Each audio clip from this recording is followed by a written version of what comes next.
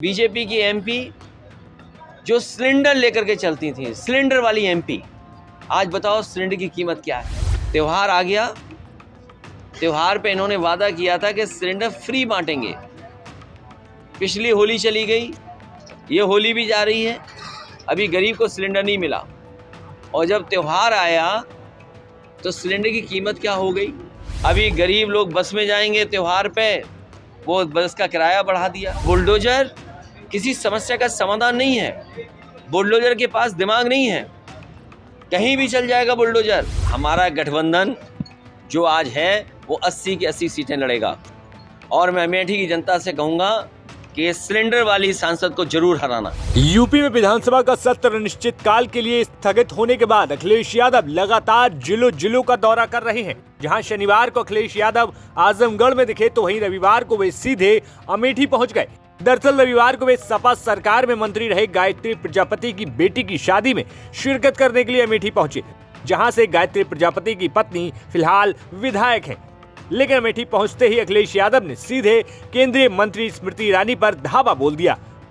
कहा कि यहां से भाजपा की वही सांसद हैं जो सिलेंडर लेकर चला करती थी, और आज बताओ सिलेंडर की क्या कीमत है। और यहाँ तो अमेठी की लोकसभा या आसपास का क्षेत्र ये तो बीजेपी का जीता हुआ है। सुल्तानपुर से कौन एमपी है? बीजेपी पे एक एमपी है। यहाँ से एमपी कौन है? बीजेपी के एमपी है। वही बीजेपी की एमपी जो सिलेंडर लेकर के चलती थी, सिलेंडर वाली एमपी, आज बताओ सिलेंडर की कीमत क्या है। त्योहार आ गया, त्योहार पे इन्होंने वादा किया था कि सिलेंडर फ्री बांटेंगे। पिछली होली चली गई, ये होली भी जा रही है, अभी गरीब को सिलेंडर नहीं मिला। और जब त्योहार आया तो सिलेंडर की कीमत क्या हो गई। चीनी आपको बहुत सस्ती मिलेगी, न जाने कितने रुपए में बताया गया था कि चीनी सस्ती मिलेगी। बताओ आज चीनी अगर बाजार में लेने जाते हो तो उसकी कीमत क्या है। चीनी की कीमत क्या है बाजार में, आटे की कीमत बाजार में क्या है, रिफाइंड तेल की कीमत बाजार में क्या है, दालों की कीमत बाजार में क्या है। और हमारा किसान अगर आलू पैदा कर रहा होगा तो आज आलू की कीमत उसको नहीं मिल रही है। इतना ही नहीं, अखिलेश यादव से पत्रकारों ने जब रामचरितमानस और शूद्र के मुद्दे पर सवाल पूछा तो अखिलेश ने वही बात फिर कह डाली जो उन्होंने सदन में कही। अखिलेश यादव बोले कि क्या किसी मुख्यमंत्री के आवास को गंगाजल से धुलवाना उचित है। मैं आपसे कहना चाहता हूं पत्रकार साथियों, मैंने सदन में भी कहा, हम समाजवादी लोग रामचरितमानस के खिलाफ नहीं हैं, लेकिन कुछ चीजों पर सवाल है। मैं ये जानना चाहता हूं कि अगर मुख्यमंत्री आवास से मैं बाहर आता हूं, जनता ने मुझे हरा दिया, जनता ने समाजवादियों को सरकार नहीं बनाने का मौका दिया, आप गंगाजल से नहलाएंगे, गंगाजल से आप साफ करेंगे।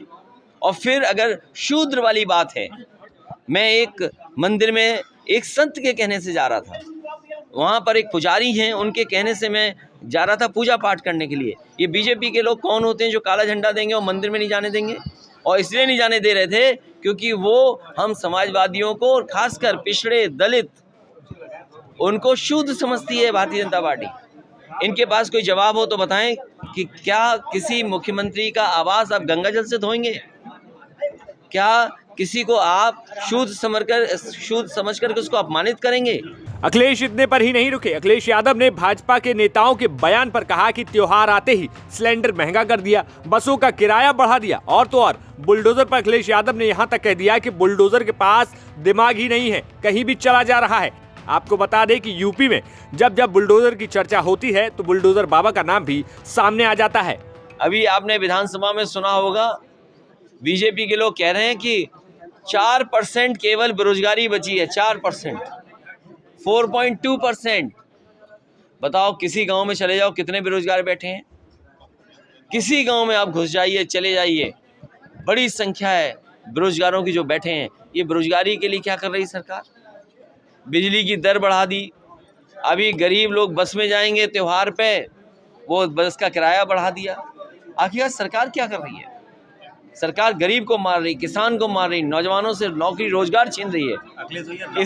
इसलिए हम आह्वान करेंगे जनता को, 2024 में इस भारतीय जनता पार्टी को सबक सिखाएं, जिन्होंने अच्छे दिन का वादा किया था, आम गरीब का चैन छीन लिया इसने।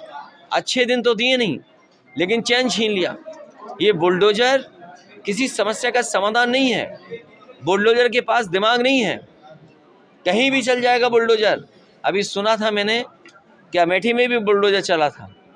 वो लोग जो बीजेपी को वोट डाल के आए थे, वो सड़कों पे खड़े थे बुलडोजर के खिलाफ। इस देश को कानून और संविधान से चलना चाहिए। कानून और संविधान हमें बचाता है, गरीब की हमारी मदद का करता है। ये बाबा साहब भीमराव अम्बेडकर जी का संविधान नहीं मानते हैं। अमेठी से अभिषेक त्रिपाठी की रिपोर्ट, यूपी तक।